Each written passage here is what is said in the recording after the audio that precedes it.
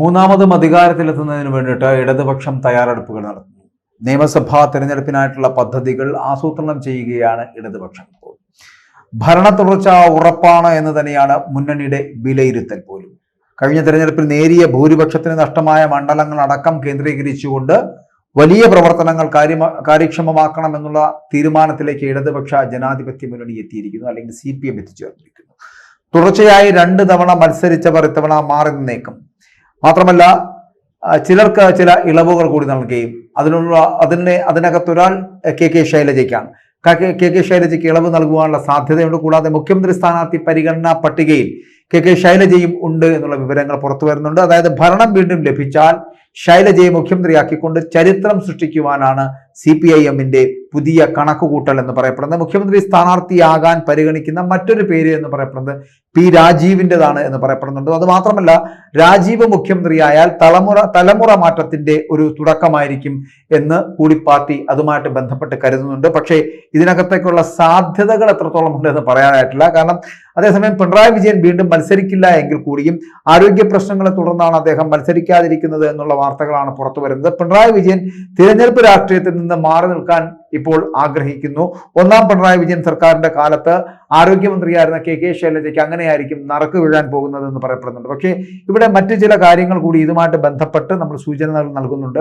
അതായത് പിണറായിയിൽ നിന്ന് പിണറായിയുടെ പിൻഗാമിയാകാൻ പോകുന്നത് പക്ഷേ KK ശൈലജയോ P. രാജീവോ ആയിരിക്കും എന്നുള്ള കാര്യത്തിൽ വ്യക്തതയില്ല.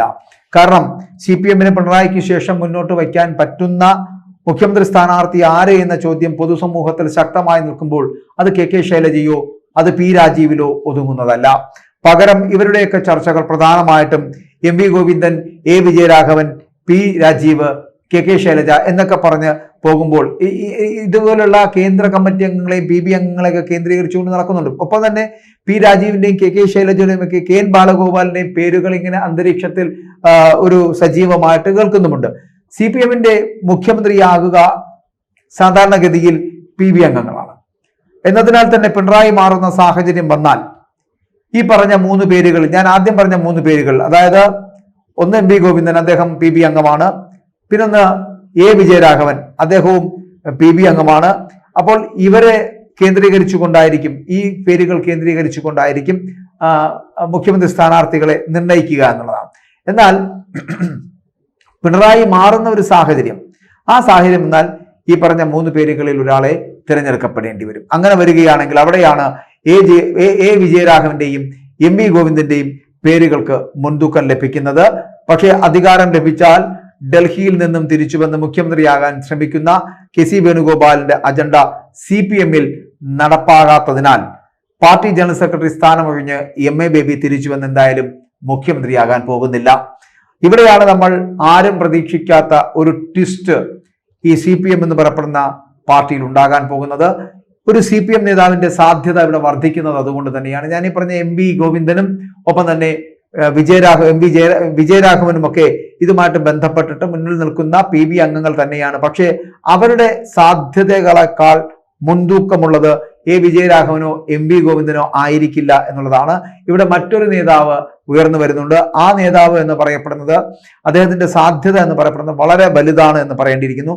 ദീർഘവീക്ഷണവും ഒപ്പം തന്നെ ഉന്നത വിദ്യാഭ്യാസവും ഒപ്പം തന്നെ സംഘടനാ മികവുമുള്ള ഒരു കർഷക സമര നേതാവായിട്ടുള്ള പോളിറ്റ് ബ്യൂറോ അംഗമായിട്ടുള്ള വിജു കൃഷ്ണൻ. ആ വിജു കൃഷ്ണനും കണ്ണൂർ കരുവള്ളൂർ സ്വദേശിയായിട്ടുള്ള അദ്ദേഹത്തിനും വളരെ വലിയ സാധ്യതകൾ ഉണ്ട് എന്നുള്ളതാണ്. SFI-യിലൂടെ പൊതുപ്രവർത്തന രംഗത്തിറങ്ങിയ അദ്ദേഹം രാജ്യത്തെ അമ്പരപ്പിച്ച കർഷക സമരങ്ങളിലൂടെയാണ് നേതൃനിരയിലേക്ക് എത്തിയിരിക്കുന്നത് എന്നുള്ളതാണ്. ഡൽഹി കേന്ദ്രീകരിച്ച് പ്രവർത്തിക്കുന്ന ബിജു കൃഷ്ണനെ കേരളത്തിലേക്ക് വിട്ടുകൊടുക്കുവാൻ CPM കേന്ദ്ര നേതൃത്വം തീരുമാനിച്ചു കഴിഞ്ഞാൽ അത് കേരള രാഷ്ട്രീയത്തെ തന്നെ മാറ്റിമറിക്കുന്ന തീരുമാനമാകുമെന്നുള്ള കാര്യത്തിൽ സംശയമില്ല. കാരണം അപ്പോൾ അതുകൊണ്ട് തന്നെ ഞാൻ ആദ്യം സൂചിപ്പിച്ച പോലെ പിണറായിയുടെ പിൻഗാമി എന്ന് പറയപ്പെടുന്നത് MV ഗോവിന്ദനോ A. വിജയരാഘവനോ ആയിരിക്കില്ല. പകരം ഞാൻ ഈ പറഞ്ഞ ബിജു കൃഷ്ണൻ എന്ന കണ്ണൂരുകാരനായിരിക്കും.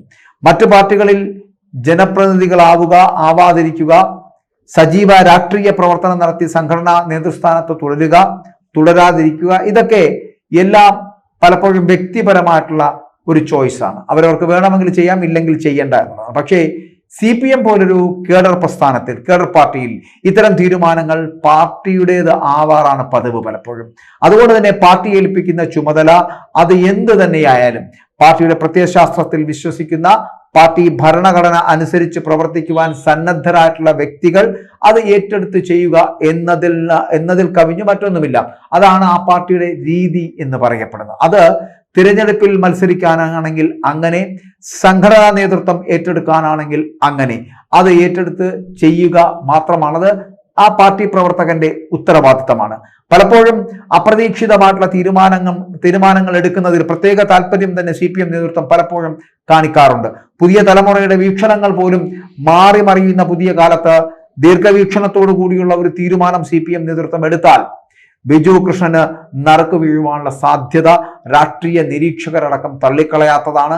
കാരണം പോളിറ്റ് ബ്യൂറോ അംഗമാണ്, മലയാളിയാണ്, കണ്ണൂരുകാരനാണ്, കരിവള്ളൂർ സ്വദേശിയാണ് എന്ന് മാത്രമല്ല SFIയിലൂടെ പ്രവർത്തിച്ച് കർഷക സമര രംഗത്ത് അതിവേഗതയിൽ അദ്ദേഹത്തിന്റെ കരുത്ത് തെളിയിച്ച ഒരു നേതാവ് കൂടിയാണ് ബിജു കൃഷ്ണൻ. മാത്രമല്ല പോളിറ്റ് ബ്യൂറോ അംഗം കൂടിയാണ്. സാധ്യതയുള്ളത് പോളിറ്റ് ബ്യൂറോ അംഗങ്ങൾക്ക് മാത്രമാണ് പലപ്പോഴും മുഖ്യമന്ത്രിയാകുവാനുള്ള സാധ്യത CPMൽ. അതുകൊണ്ട് തന്നെ വളരെ വലിയ സാധ്യതയുള്ള ഒരു 3 പേരുടെ ഗണങ്ങളിലേക്ക് എടുത്തു കഴിഞ്ഞാൽ അതിൽ MV ഗോവിന്ദനും A വിജയരാഘവനും ബിജു കൃഷ്ണനും ഉൾപ്പെടും. അതിൽ ഏറെ സാധ്യത ബിജു കൃഷ്ണനാണ് എന്നുള്ളതാണ്. ഇവിടെ പുതിയ തലമുറയുടെ പല സിദ്ധാന്തങ്ങളും പുതിയ തലമുറയുടെ പല വീക്ഷണങ്ങളും മാറി മറിക്കുന്ന രീതിയിലുള്ള പുതിയ കാലത്ത് ദീർഘവീക്ഷണത്തോടു കൂടിയുള്ള തീരുമാനങ്ങൾ എപ്പോഴും CPM എടുക്കാറുണ്ട്. ബിജു കൃഷ്ണന് നറുക്ക് വീഴുവാനുള്ള സാധ്യത രാഷ്ട്രീയ നിരീക്ഷകർക്കടക്കം ഉണ്ട് താനും. ഇവിടെ പ്രത്യേകിച്ച് കോൺഗ്രസ് KC വേണുഗോപാലിനെയും VD സതീശനെയും പോലുള്ളവരെ പരിഗണിക്കുമ്പോൾ നമ്മൾ ഒരു സാധ്യതയും തള്ളിക്കളയാൻ കഴിയുന്നതല്ല. മുൻ തെരഞ്ഞെടുപ്പുകളിൽ നിന്നും വിഭിന്നമായിട്ട് ഇത്തവണ ഇടതുപക്ഷ മുന്നണിയും CPMഉം യുവത്വത്തിന് കൂടുതൽ പ്രാധാന്യം നൽകുന്ന കാര്യം ഉറപ്പാണ് എന്നതാണ്.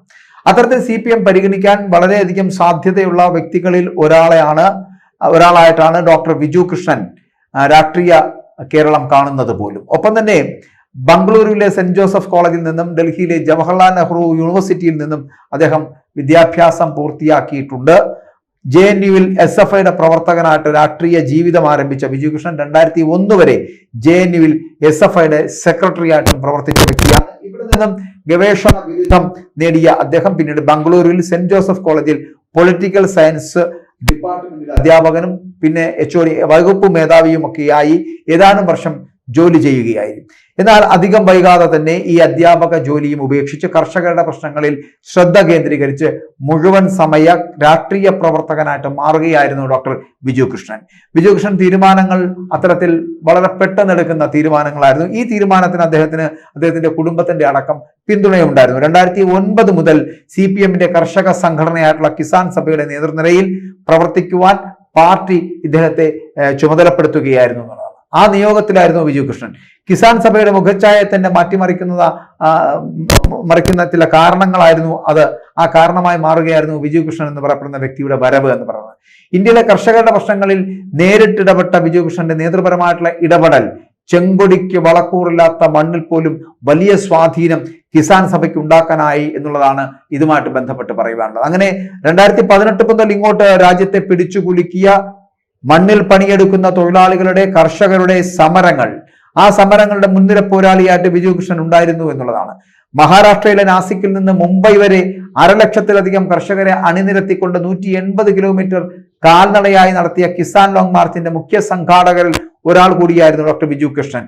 അങ്ങനെ ഈ സമരം അന്താരാഷ്ട്ര മാധ്യമങ്ങളിൽ വരെ വളരെ വലിയ ശ്രദ്ധ നേടിയ ഒന്നായിരുന്നു.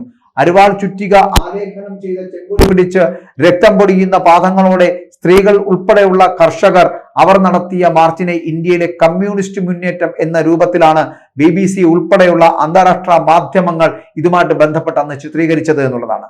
മഹാരാഷ്ട്ര ഭരണകൂടത്തിനെയും കേന്ദ്ര സർക്കാരിനെയും അമ്പരപ്പിച്ച ആ സമരം കർഷകർ ഉന്നയിച്ച ആവശ്യങ്ങൾ മഹാരാഷ്ട്ര സർക്കാർ അംഗീകരിച്ചതോടുകൂടി മാത്രമാണ് അത് അവസാനിച്ചത്. അപ്പൊ ഇതിനുശേഷം കേന്ദ്ര സർക്കാരിന്റെ കാർഷിക നയങ്ങൾക്കെതിരെ ഡൽഹി അതിർത്തിയിൽ നടന്ന ചരിത്രപരമായിട്ടുള്ള കർഷക സമരത്തിന്റെയും പ്രധാന ബുദ്ധികേന്ദ്രങ്ങളിൽ ഒരാളായി പ്രവർത്തിച്ചതും ഇതേ ഡോക്ടർ ബിജു കൃഷ്ണൻ ആയിരുന്നു എന്നുള്ളതാണ്. കിസാൻ സഭാ നേതാക്കളുമായിരുന്നു ഇതിന് പിന്നിൽ പ്രവർത്തിച്ചിരുന്നത്. ഒപ്പം തന്നെ രാജസ്ഥാൻ ഉൾപ്പെടെ മറ്റ് ഉത്തരേന്ത്യൻ സംസ്ഥാനങ്ങളിലെ കർഷക സമരങ്ങൾക്കും അദ്ദേഹം നേതൃത്വം നൽകി. അങ്ങനെ സമരങ്ങളിലൊക്കെ ഒരു മുഖമായി നിൽക്കുവാൻ ഡോക്ടർ ബിജു കൃഷ്ണന് കഴിഞ്ഞിട്ടുണ്ട് എന്നുള്ളതാണ്. ബിജു കൃഷ്ണനെ നിയമസഭാ തെരഞ്ഞെടുപ്പിൽ മത്സരിപ്പിക്കുവാൻ CPM തീരുമാനിച്ചാൽ കണ്ണൂർ ജില്ലയിലെ ഏതെങ്കിലും ഒരു സിറ്റിംഗ് സീറ്റുകളിൽ തന്നെയായിരിക്കും അദ്ദേഹം അതിനുള്ള സ്ഥാനാർത്ഥിയാകുവാനുള്ള സാധ്യത എന്ന് പറയപ്പെടുന്നത്. ഒപ്പം തന്നെ കാർഷിക സമ്പദ് വ്യവസ്ഥയിൽ ഡോക്ടറേറ്റുള്ള ബിജു കൃഷ്ണന് മുഖ്യമന്ത്രിയാകാൻ നിയോഗം ലഭിച്ചാൽ സംസ്ഥാനത്തിന്റെ സാമ്പത്തിക കാർഷിക നയരൂപീകരണങ്ങളിൽ നിർണായകമായിട്ടുള്ള പങ്ക് വഹിക്കുവാൻ കഴിയുമെന്നുള്ള കാര്യത്തിൽ സംശയമില്ല. ഇത്തരം ഏത് നീക്കവും കേരളത്തിലും ദേശീയ തലത്തിലും ഇടതുപക്ഷത്തെ സംബന്ധിച്ച് വലിയ നേട്ടമായാണ് മാറുക എന്നുള്ള കാര്യത്തിലും സംശയമില്ല. അങ്ങനെ സംഘപരിവാർ അജണ്ടകൾക്കെതിരെ അതിശക്തമായിട്ടുള്ള പോരാട്ടം നയിക്കുന്ന പോരാളി എന്ന നിലയിൽ കേരളവും രാഷ്ട്രീയ പോരാട്ടത്തിൽ, കേരളവും ഒപ്പം തന്നെ കേന്ദ്രവും തമ്മിലുള്ള ഇപ്പോഴത്തെ രാഷ്ട്രീയ പോരാട്ടത്തിൽ തീർച്ചയായും ബിജു കൃഷ്ണൻ ഒരു മുതൽക്കൂട്ട് തന്നെയാകുമെന്നുള്ള കാര്യത്തിൽ സംശയമില്ല. അതുകൊണ്ട് തന്നെ മതന്യൂനപക്ഷങ്ങൾ അടക്കം കരുതുന്നത് പോലും ബിജു കൃഷ്ണൻ എന്ന് പറയപ്പെടുന്ന നേതാവിനെ ഇതിലേക്ക് കൊണ്ടുവരിക എന്നാണ്. പക്ഷേ ഞാൻ ഈ പറഞ്ഞ വാദങ്ങളൊക്കെ പൂർണ്ണമായിട്ടും ശരിയാകുമോ, അല്ലെങ്കിൽ പിണറായിയുടെ പിൻഗാമിയായിട്ട് മാറാൻ പോകുന്ന ഡോക്ടർ ബിജു കൃഷ്ണൻ ആണോ എന്നൊക്കെ ചോദിച്ചാൽ അതിന് വ്യക്തമായ ഉത്തരം പറയേണ്ടത് എപ്പോഴും പോളിറ്റ് ബ്യൂറോയും CPM-ന്റെ പാർട്ടി നേതൃത്വവുമാണ്. പക്ഷേ പാർട്ടി നേതൃത്വങ്ങൾക്കിടയിലെ ചർച്ചാ വിഷയങ്ങളിൽ ഒരു പേരുകാരൻ ഡോക്ടർ ബിജു കൃഷ്ണനാണ്. അവിടെ P രാജീവോ KK ശൈലജയോ അതിനപ്പുറം പോളിറ്റ് ബ്യൂറോ അംഗങ്ങളായിട്ടുള്ള MV ഗോവിന്ദനോ A വിജയരാഘവനോ ഇല്ല എന്നുള്ളതാണ്. അവിടെ ഒരേ ഒരു പേര് ഡോക്ടർ ബിജു കൃഷ്ണനായിരിക്കും.